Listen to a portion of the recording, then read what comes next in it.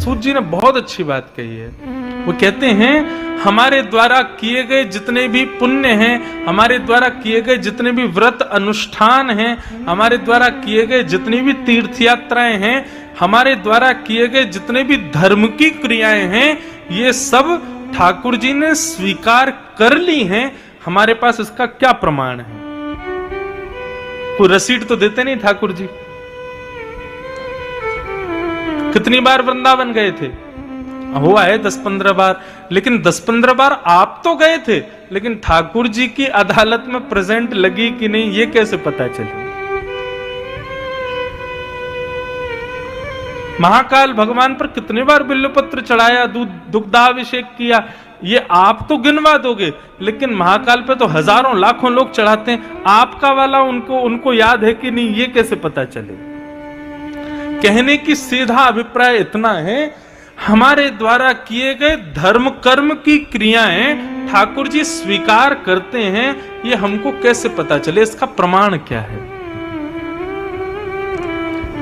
आप लोग कहोगे आप अपनी बात को मुख्यता दे रहे हो, लेकिन मेरी बात मुख्य नहीं है। यहां पर सूत जी महाराज स्वयं कहते हैं, आपके द्वारा की गए धर्म अनुष्ठानों को ठाकुर जी ने स्वीकार किया। यदि ये पता करना हो तो किसी सत्संग में जाके बैठ जाना।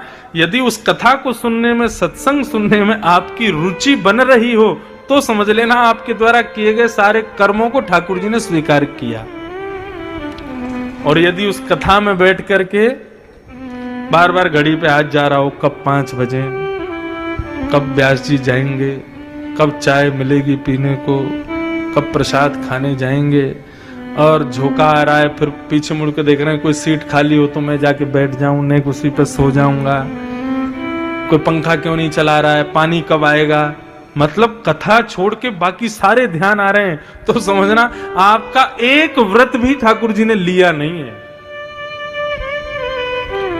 कथा में रुचि बनना ये हमारे ऊपर निर्भर नहीं करता, ये ठाकुर जी की कृपा पर निर्भर करता है। हनुमान चालीसा कितने लोगों को याद है? हाथ ऊपर करना, सबको याद है। लेकिन हनुमान चालीसा का अर्थ कितने लोग कर सकते हैं? कोई भी नहीं। यही तो बात है। हमारी कीर्तन में बड़ी रुचि है, कथा में रुचि नहीं है। अगर हनुमान चालीसा का पूरा शब्दार्थ पता चल जाए ना, 1 साल तक इतने खुश रहोगे आप, 1 साल का पूरा जीवन ही खुश रहोगे। लेकिन अर्थ नहीं पता, केवल जैन मान गांग सके बस वो एक हमारे मन में एक बात आ गई है, ये कर्म हमको, ये क्रिया हमको पूरी करनी है, लेकिन उसको पूरा करने से कोई फायदा नहीं होगा। हनुमान जी कृपा कब करें? जब उसमें कहे गए तुलसीदास जी के भाव को तुम जानो, समझो, कह क्या रहे हैं, उसको तो हम जानना चाहते नहीं। मतलब क्या है, हम लोग प्रैक्टिकल पर बहुत बिलीव करते हैं, थ्योरेटिकल नहीं जाते। लेकिन भैया थ्योरी अच्छी नहीं होगी तो प्रैक्टिकल में फेल हो जाओगे। इसलिए थ्योरी क्या है? कथा, सत्संग, संतों का संग, सुंदर सुंदर भावों पर प्रवचन, ये सब थ्योरेटिकल है। यदि इसमें आपकी रुचि नहीं है ना, तो फिर ये प्रैक्टिकल वाला कितना भी बेलपत्र चढ़ाओ, दूध चढ़ाओ, परिक्रमा लगाओ, व्रत करो, इनसे कोई फायदा नहीं होने वाला है। कितना प्रैक्टिकल का 10 नंबर मिलता है बस, थ्योरी लिखने के 40 नंबर मिलते हैं स्कूल में।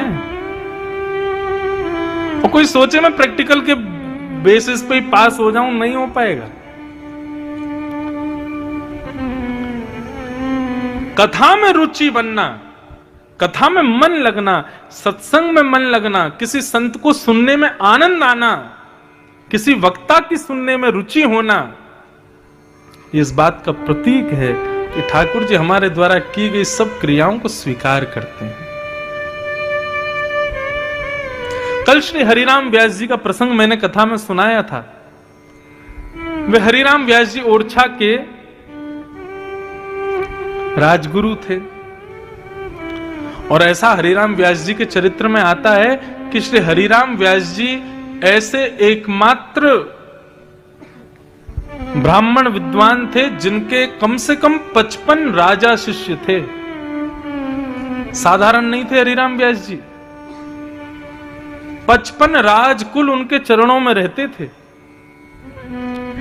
ऐसे श्री हरिराम व्यास जी ने जब वृंदावन की महिमा को सुना ना, पहली बार वृंदावन गए तो वृंदावन भी जब आ रहे थे तो 3 बैलगाड़ियों में अपने ग्रंथों को भर करके लाए। बहुत विद्वान थे, ग्रंथ पुस्तकों को भर करके लेके आए। परंतु जब वृंदावन की रसबीथियों में गए और वृंदावन के रस चंचरीकों के पास में गए तो उन्होंने क्या बताया? ठाकुर जी की सेवा से अधिक ठाकुर जी के भक्तों की सेवा को श्रेष्ठता दी। श्री हरिराम व्यास जी बहुत दिन तक यही सोचते रहे कि यहां पर ठाकुर जी से ज्यादा विशेषता ठाकुर जी के भक्तों को दी जाती है। दासानुदासो भवतास्मि भूय। ऐसा क्यों? तब श्री हित हरिवंश महाप्रभु ने श्री हरिराम व्यास जी का ये भेद हृदय का दूर किया। जब हित हरिवंश महाप्रभु से जाकर के श्री हरिराम व्यास जी ने पूछा कि हरि से ज्यादा हरि भक्तों की सेवा श्रेष्ठ क्यों है? बहुत ध्यान से सुनिएगा, यह आप सब लोगों के लिए भी है। ठाकुर जी की भक्ति तो सब कर लेते हैं, ठाकुर जी की सेवा सब कर लेते हैं, लेकिन हरि भक्तों की सेवा कोई नहीं कर पाता। हरि दासों की सेवा हमसे नहीं हो पाती।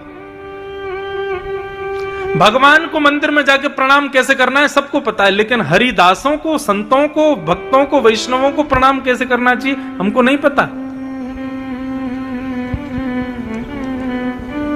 हित हरिवंश महाप्रभु के पास जाकर के जब हरिराम व्यास जी ने पूछा कि हरि से ज्यादा हरि भक्तों की सेवा श्रेष्ठ क्यों है, हित हरिवंश महाप्रभु ने एक शब्द में उत्तर दिया और उसी उत्तर से ही हरिराम व्यास जी सदा सर्वदा के लिए वृंदावन के हो गए। और उन्होंने क्या उत्तर दिया कि हरि की सेवा में हमारे हृदय का अभिमान दूर नहीं होता। हमारे अंदर जितने भी विकार हैं वो विकार बने रहते हैं, क्योंकि हरि की सेवा हम अपनी स्वेच्छा से करते हैं। ऐसा खिलाना, ऐसा पिलाना, ऐसे रखना, ऐसे सुलाना, ऐसा सब कुछ करना, उससे हमारे हृदय के विकार दूर नहीं हो पाते। लेकिन हरि भक्तों की सेवा से, संतों की सेवा से, कभी अपने घर पे किसी संत को बुला के देखना। ठाकुर जी को जितनी सरलता से आपने अपने मंदिर में बैठा रखा है ना, उतना ही कठिन है एक संत को घर पर उसकी पधरामनी करना, उसकी सेवा करना। हर चीज में संकोच होता है, कहां बैठाएं, कैसे बैठाएं, क्या दें, क्या ना दें, क्या पाएंगे, क्या नहीं पाएंगे, इनसे क्या पूछना चाहिए, क्या नहीं पूछना चाहिए, इतने घबरा जाते हैं लोग। तो इससे ये बात सिद्ध होती है कि हरि की सेवा से हमारे हृदय के विकार फिर भी बने रहते हैं, लेकिन हरिदासों की सेवा से विकार नष्ट होते हैं। इसलिए हरिदासों की सेवा श्रेष्ठ है।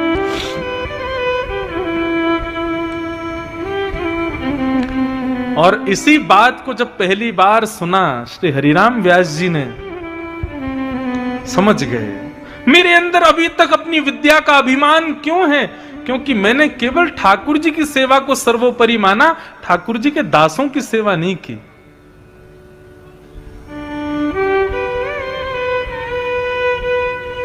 और उसी समय श्री हरिराम व्यास जी गए और अपनी तीनों बैलगाड़ियों में भर के जो वो ग्रंथ लेके गए थे सब यमुना जी में प्रवाहित कर दिया।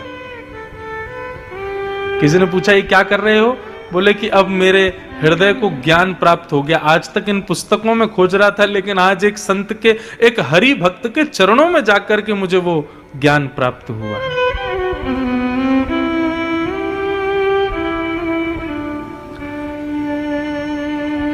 ठाकुर जी की सेवा में अपराध बन जाए, ठाकुर जी क्षमा कर देंगे, लेकिन ठाकुर जी के भक्तों की सेवा में यदि अपराध बन जाता, ठाकुर जी कभी क्षमा नहीं करते। इसलिए हरिदासों की सेवा श्रेष्ठ। एक बार एक संत हरिराम व्यास जी की परीक्षा लेने के लिए आ गए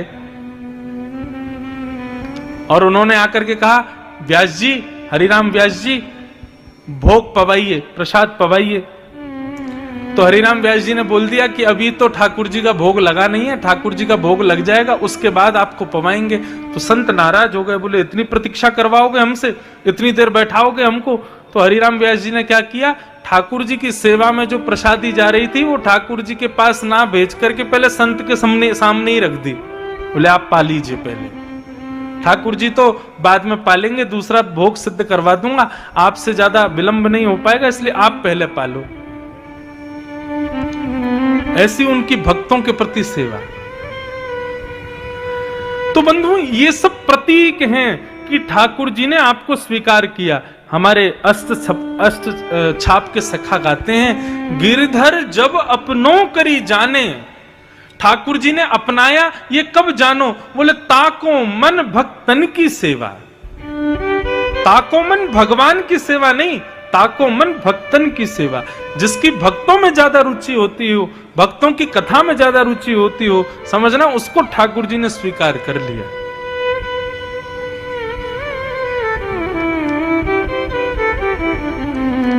संत चरण रज सदा लुभाने, गिरधर जब अपनों करी जाने।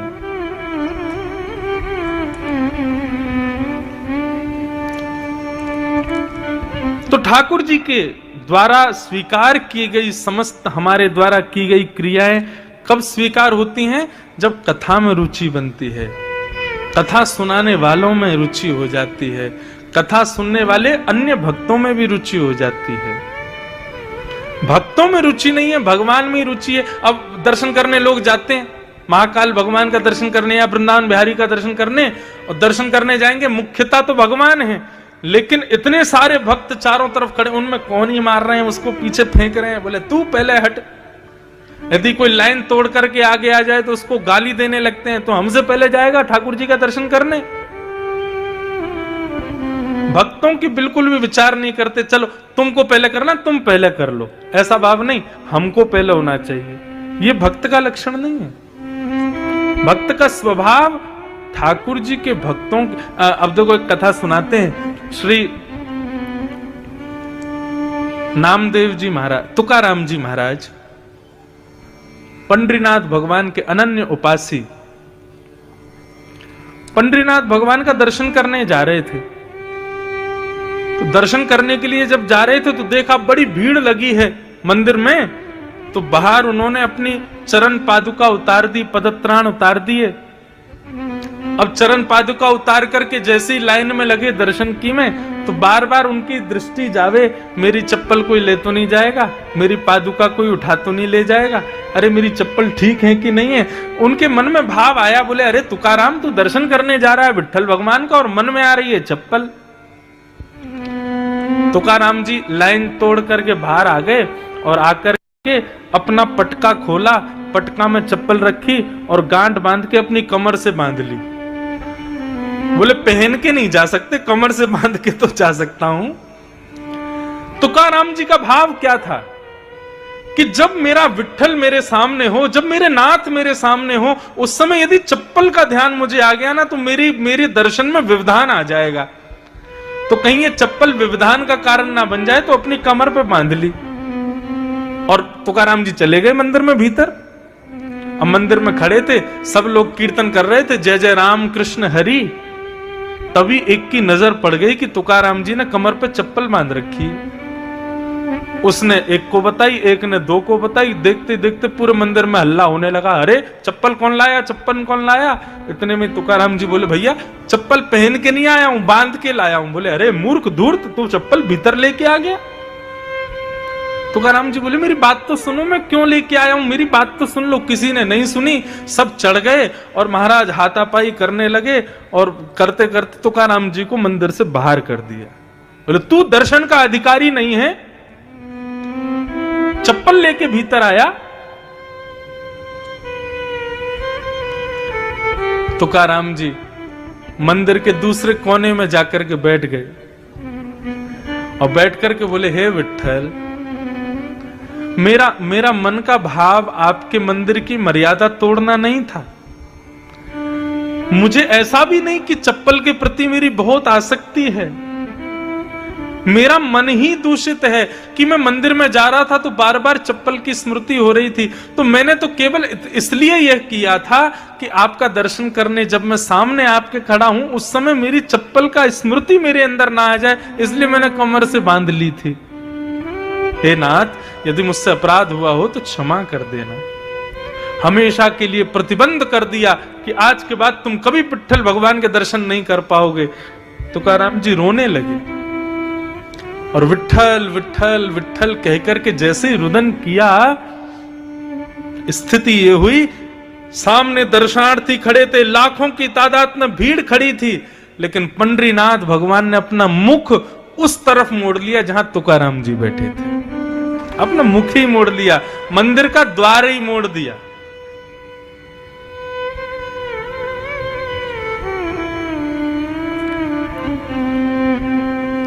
ठाकुर जी को सबसे प्रिय भोग, सबसे प्रिय प्रसाद, सबसे प्रिय सुगंधी, सबसे प्रिय आभूषण, सबसे प्रिय वस्त्र यदि कोई है तो वो केवल अपना भक्त है। जब उनका प्रिय भक्त सन्मुख आता है ना, तो उसको देख करके ही ठाकुर जी तृप्त हो जाते हैं, मतलब मानो भोग लग गया। जब उनका भक्त अपने नेत्रों से अश्रुपात करता है, ठाकुर जी मानो उसी से स्नान कर लेते हैं। जब उनका भक्त सामने खड़ा होकर के दोनों भुजाएं ऊपर करता है, मानो उसकी भुजाओं से ठाकुर जी इत्र लगवा लेते हैं। जब उनका भक्त दंडवत प्रणाम करता है, मानो उस भक्त के सारे विकारों को ही भोग रूप में ठाकुर जी पा लेते हैं। तो भक्त ही सर्वस्व है ठाकुर जी का।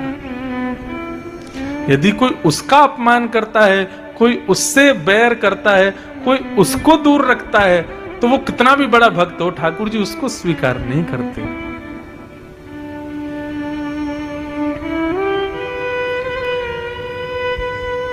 अब ये पद गाने से मैं रुक नहीं पा रहा हूं, गा ही देता हूं। ठाकुर जी किसको अपनाते हैं? गिरधर जब अपनों कर जाने, गिरधर जब अपनों कर जाने। पद का भाव क्या है? ठाकुर जी अपनाते कब हैं? ठाकुर जी हमें स्वीकार कब करते हैं? जब हमारी भक्तों में रति होती है। और भक्तों में रति कहां से होती? कथा से होती है। यदि भक्तों में रति नहीं है तो ठाकुर जी आपको कभी स्वीकार नहीं करेंगे, कभी अपनाएंगे नहीं। भले ही आप उनके कितने भी प्रिय भक्त क्यों ना बन जाना, कितने भी बड़े साधक क्यों ना बन जाना, लेकिन ठाकुर जी आपको कब स्वीकार करेंगे? जब आपकी रति भक्तों के प्रति हो। भक्तन में मति भक्तन में गति, हरिजन संगे हरि उर आने। जिसकी भक्तों की सेवा में बड़ी निष्ठा हो, ठाकुर जी का वो अति प्रिय है। एक वृंदावन में एक महात्मा आए, अपने गुरुजी को प्रणाम किया, तो गुरुजी ने उनसे कहा कि एक तुम एक काम करो, यमुना जी में स्नान करना, ब्रजरज को अपने तन पर लपेट लेना और फिर गुरु मंत्र का जाप करके नेत्र बंद करना, तुमको श्यामा श्याम के दर्शन होंगे। उसने कहा ठीक है। यमुना जी में स्नान किया, ब्रजरज को अपने तन पर लगा लिया, गुरु मंत्र की उपासना करते हुए नेत्र बंद करके जैसे ही बैठा, तभी उसने क्या देखा? अपने अंतस्थ में एक सुंदर एक कुंज है, हरी भरी कुंज, और उस कुंज में श्यामा श्याम लीला कर रहे हैं, किलोल कर रहे हैं। उनकी लीला का दर्शन होने लगा। दर्शन करते करते अति आनंदित, तभी वो अनुभव करता है कि श्यामा श्याम जो उसके अंतस्थ में दिखाई दे रहे हैं, वो एक लीला करते हैं, जिस लीला से उस भक्त को थोड़ी हंसी आने लगती है, थोड़ा आनंद आने लगता है। बहुत सावधानी से सुनिएगा।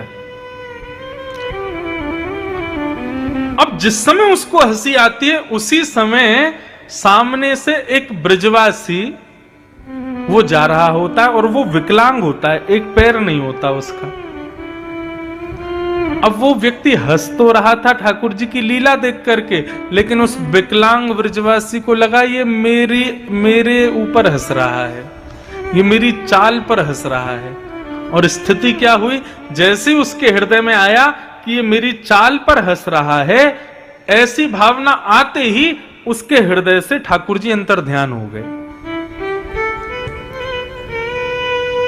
उसके हृदय से ठाकुर जी चले गए। अब वो बार बार आंख बंद करके देखे, बोले इतनी सुंदर लीला हो रही थी, इतना आनंद आ रहा था, श्यामा श्याम आपस में दोनों लीला कर रहे थे, बड़ी प्रसन्नता हो रही थी, अचानक से अंतर्ध्यान क्यों हो गए? नहीं समझ पाया। उसने फिर से जमुना स्नान किया, फिर ब्रजरज को तन से लगाया, गुरु मंत्र की माला जप करके फिर नेत्र बंद किए। कुंज तो दिख रहा है, आवाज तो ठाकुर जी की आ रही है, किशोरी जी हंस रही हैं, श्याम सुंदर लीला कर रहे हैं, ये सब अनुभव तो हो रहा है, लेकिन ठाकुर जी दिख नहीं रहे।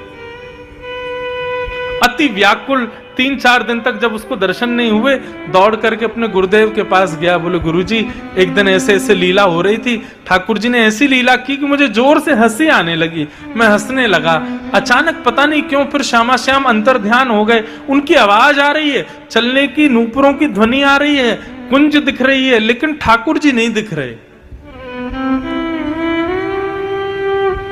गुरुदेव मुस्कुराए और बोले, तुमसे कोई भक्त अपराध तो नहीं हुआ? बोला नहीं भगवान, मैं क्यों अपराध करूंगा, मैं तो अपने सामान्य भाव से केवल स्नान करके ब्रजरज लगा करके केवल ठाकुर जी का स्मरण कर रहा था, इसमें भक्त अपराध क्या? बोले जब तुम हंस रहे थे, हंस करके तुमने जब नेत्र खोले तो आसपास कोई था क्या? उसने बताया, बोले कि हाँ एक व्यक्ति था, लेकिन थोड़ा दूरी पर था, एक विकलांग था, वो जा रहा था, शायद ब्रजवासी था। गुरुदेव समझ गए। बोले बेटा, तुम हंस रहे थे ठाकुर जी की लीला देख करके, लेकिन उसको लगा तुम उसकी दुर्बलता पे हंस रहे हो, और इसी भक्त अपराध की वजह से ठाकुर जी तुम्हारे हृदय को छोड़ के चले गए। अब आप विचार करो, जानबूझ के भक्त अपराध करने का तो जाने क्या ही फल देंगे ठाकुर जी, बिना जानबूझ के किया तो ठाकुर जी ने हृदय छोड़ दिया उसका, चरणों में गिर गए। बोले भगवान, अब मैं क्या करूं, कब आएंगे ठाकुर जी मेरे हृदय में पुनः? महात्मा ने बताया, बेटा बहुत लंबा अब कार्य तुझको करना पड़ेगा। बोले क्या? बोले 1 महीना पर्यंत वृंदावन की परिक्रमा में बैठ करके जितने लोग वहां से गुजरे सबसे प्रणाम करके सबसे क्षमा मांगना, चाहे कोई भी हो, वृंदावन की परिक्रमा दे रहा हो, कोई भी व्यक्ति भक्त यहां से निकले तुम्हारे सामने से, उसको प्रणाम करना, कान पकड़ के क्षमा मांगना कि मुझे क्षमा कर दो। जब इस प्रकार 1 महीना पर्यंत तुम समस्त ब्रजवासियों से क्षमा मांगोगे, तब ठाकुर जी तुम्हारे हृदय में आएंगे। आप ठाकुर जी का भोग लगा रहे हो, नमक मिर्च दाल में ज्यादा पड़ गई, ठाकुर जी उसको सहन कर लेंगे। आप ठाकुर जी का श्रृंगार करते समय यदि ठाकुर जी तुम्हारे हाथ से गिर जाए, नीचे बेचारे इनके सिर में लग जाए, ठाकुर जी उसको भी स्वीकार कर लेंगे। भरी ठंडी में ठंडे पानी में से नहला दोगे, ठाकुर जी स्वीकार कर लेंगे। लेकिन यदि किसी भागवत यानी भगवान का किसी भक्त का अपराध यदि कर दिया, ठाकुर जी क्षमा नहीं करेंगे, और उसकी क्षमा की विधि बहुत लंबी है। इसलिए बंधुओं, ठाकुर जी ने तुमको स्वीकार किया है, ये कब जानो? कथा में और भगवान के भक्तों में जब रति हो जाए तो समझना ठाकुर जी ने स्वीकार किया है। कई लोग बोलते हैं ना मेरे पास आके, महाराज जी हम ना हर महीने सालासर जी जाते हैं, महाराज जी हर 2 महीने में गिरिराज जी परिक्रमा लगाने जाता हूं, महाराज जी मैं हर साल बद्रीनाथ जाता हूं, महाराज जी मैं हर साल 4 धाम करके आता हूं। मुझे ज्यादा प्रशंसा नहीं होती, लेकिन कोई कहता है ना, महाराज जी हर महीने मेरे यहाँ कोई भगवान के दिव्य भक्त आते हैं, संत आते हैं, आके प्रसाद पाते हैं, मेरे यहाँ की सेवा देख के प्रसन्न होते हैं, मुझे बड़ी प्रसन्नता होती है। क्यों? बाकी लोग तो तीर्थों के पास जाते हैं, लेकिन उसके यहाँ तो घूमते फिरते संत ही तीर्थ लेके आ जाते हैं।